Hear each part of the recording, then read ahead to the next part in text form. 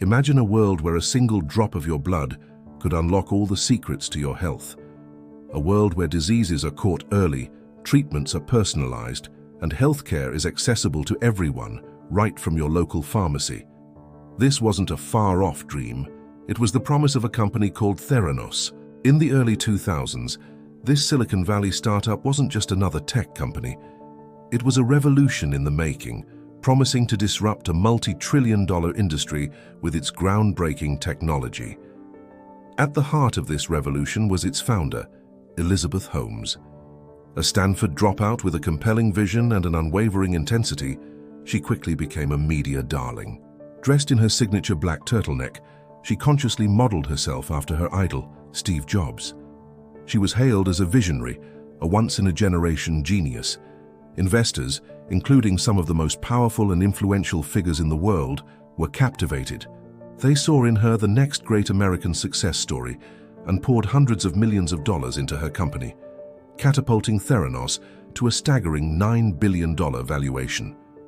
Holmes graced the covers of Forbes and Fortune, celebrated as the world's youngest self-made female billionaire. The hype was immense and the world was watching, waiting for Theranos to change everything. But behind the slick marketing, the glowing press, and the closed doors of their pristine labs, a very different story was unfolding.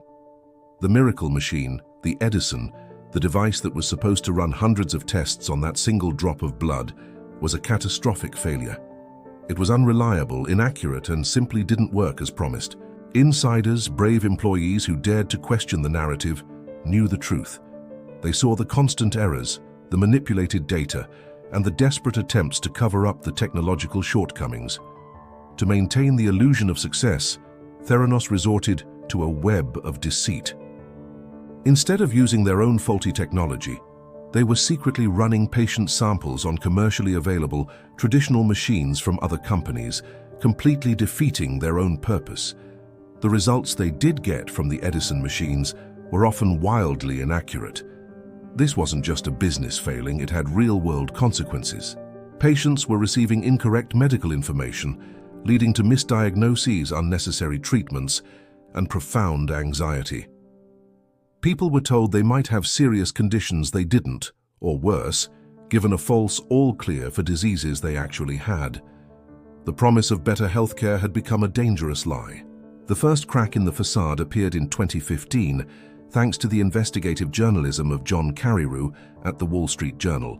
Spurred on by whistleblowers, he published a series of explosive articles exposing the company's fraudulent practices.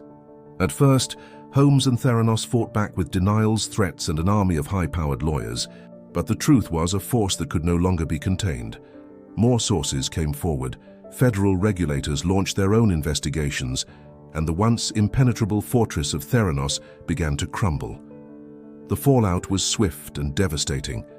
What was once valued at $9 billion was now worthless. Partnerships were terminated, labs were shut down, and the company that had promised to save lives was officially dissolved in 2018.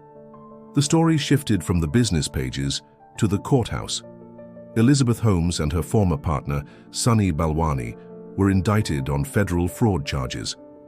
The woman once compared to Steve Jobs was now a defendant in a criminal trial, her black turtleneck replaced with courtroom attire. After a lengthy and highly publicized trial, the verdict came in: guilty.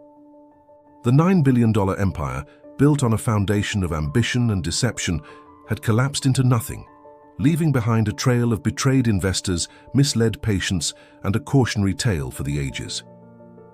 This is the Theranos File. Thank you for watching.